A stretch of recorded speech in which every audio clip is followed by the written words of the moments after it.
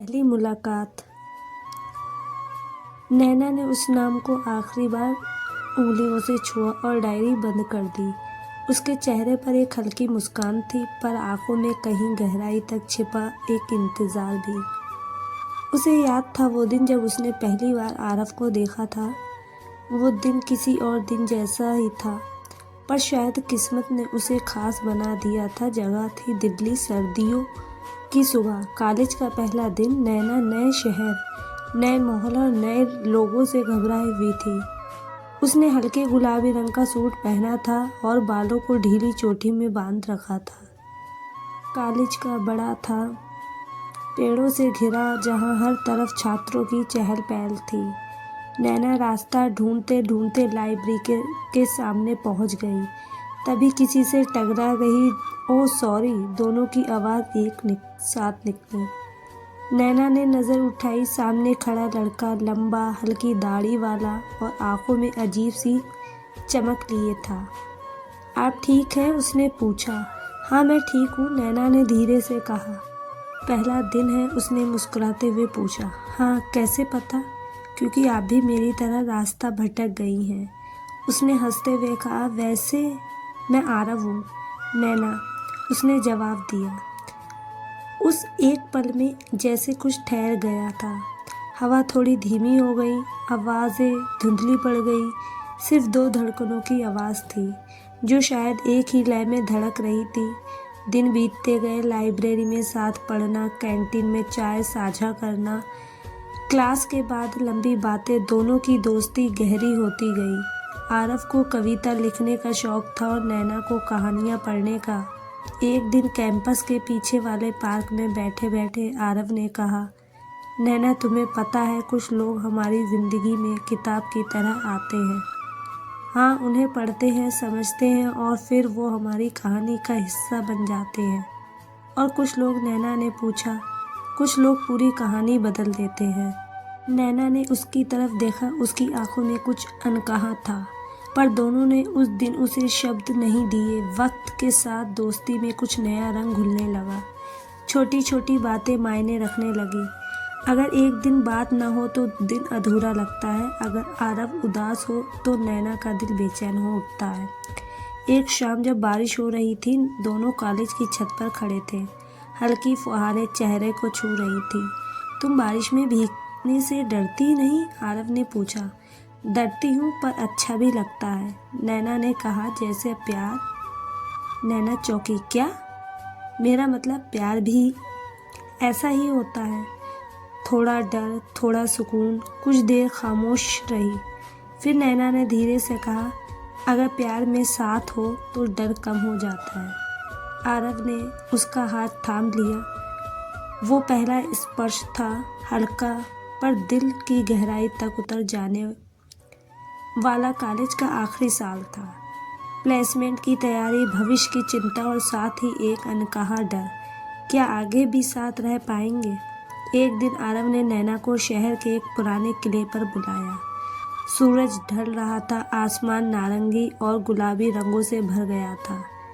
नैना, उसने गंभीर स्वर में कहा, मैं नहीं जानता भविष्य क्या है, मैं नहीं जानता कहाँ कहाँ होंगे, पर मैं इतना जानता हूँ कि जहाँ भी रहूँगा तुम्हारे बिना अधूरा रहूँगा।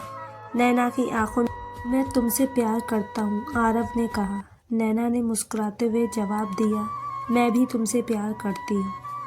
उस पल में जैसे पूरी दुनिया थम गई थी।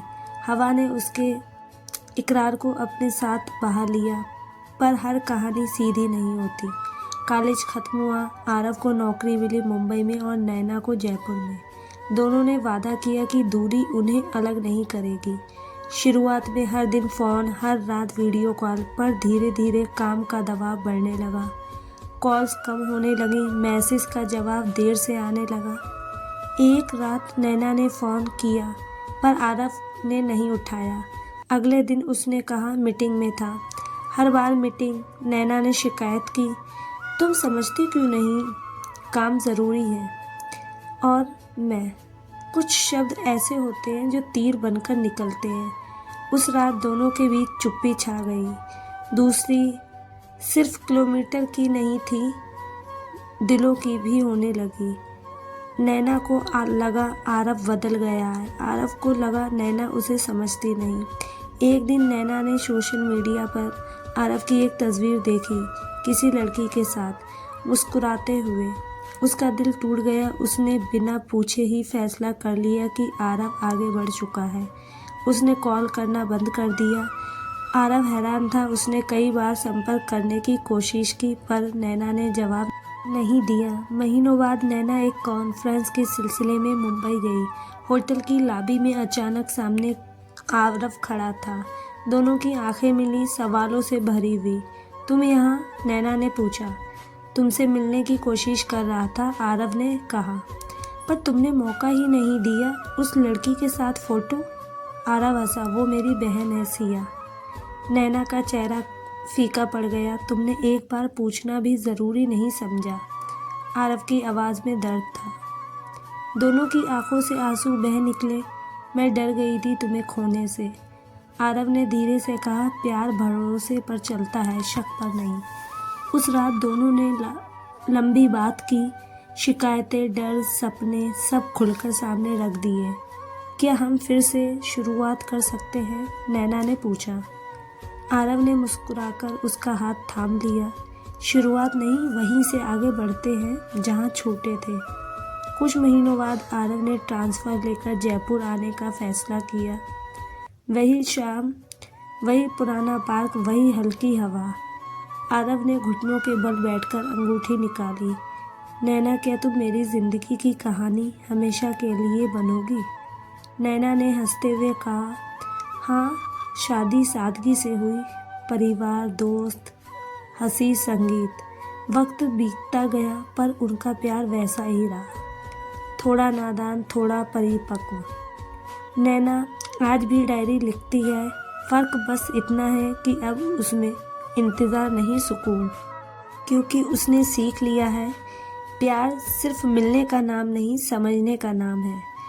सिर्फ साथ रहने का नहीं, साथ निभाने का नाम है।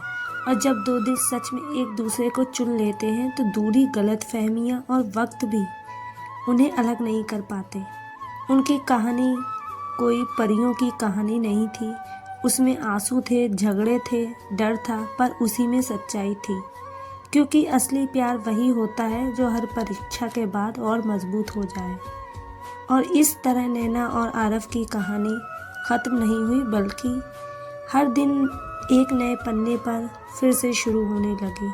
अगर आपको यह कहानी अच्छी लगी तो लाइक, शेयर एंड सब्सक्राइब करना ना भूलें। थैंक